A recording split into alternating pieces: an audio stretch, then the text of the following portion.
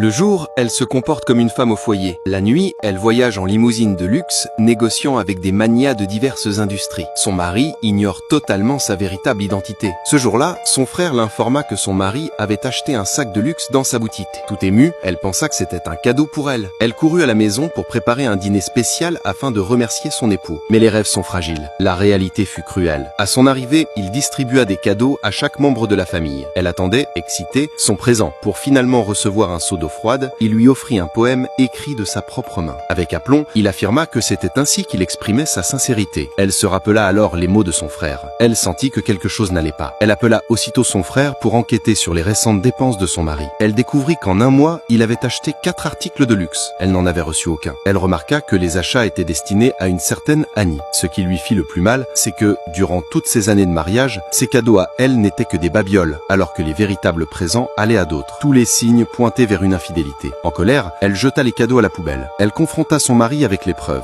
Au lieu de s'expliquer, il appela en hurlant la boutique pour avoir divulgué des informations et jura de laisser un mauvais commentaire. C'est alors qu'Annie entra, vêtue de vêtements de créateur. En voyant le sac qu'elle portait, elle comprit qu'il s'agissait bien de la maîtresse de son mari. Elle n'aurait jamais cru qu'elle oserait se montrer chez elle. C'était une provocation éhontée. Face aux accusations, son mari ne broncha même pas. Annie, pour se faire bien voir de la famille, commanda un dîner gastronomique. La belle-mère, intéressée, s'empressa de retirer les plats préparés par l'épouse. En les voyant rire et discuter, elle comprit que tous savaient pour Annie. Elle seule vivait dans l'illusion. Le misérable admit sans honte sa relation. Il accusa sa femme de se comporter comme une plébéienne qui ne ressemblait même pas à une dame. Par ses paroles, il effaça tous les efforts qu'elle avait fournis durant ces années, sans comprendre que sans elle, il ne serait rien. La belle-mère malveillante ajouta qu'en tant que directeur général, il ne pouvait pas rester avec une servante. Même son fils eut honte d'elle en voyant les visages méprisants autour de la table. Elle laissa échapper un rire de rage en se souvenant des promesses qu'il avait faites et qu'il trahissait maintenant sans pitié. Elle décida de mettre fin à cette relation sur le champ. Elle prit 2 verres de vin rouge. Annie fit semblant de boire à la santé du mari, mais renversa volontairement le vin sur sa robe. Voyant cela, le misérable gifla sa femme sans hésiter, les éclats de verre se plantant dans sa main. Son fils ne la défendit même pas, lui reprochant d'avoir gâché l'ambiance. Quand Annie redescendit après s'être changée, elle remarqua qu'elle portait sa robe. Son mari affirma que celle-ci lui allait bien mieux qu'à elle. Il ordonna à sa femme de laver les vêtements tachés et exigea qu'elle présente des excuses à Annie. Ce qu'ils ignoraient, c'est qu'elle avait déjà renoncé à ce foyer glacé. Jamais elle n'y remettrait les pieds. Dehors, elle appela son frère pour lui annoncer qu'elle reprendrait le contrôle de l'entreprise. À l'écoute des actions du misérable, son frère voulut aller le confronter. Elle l'arrêta immédiatement. Elle avait déjà conçu un plan de vengeance parfait. Elle lui réserverait une surprise monumentale lors du lancement de son nouveau produit.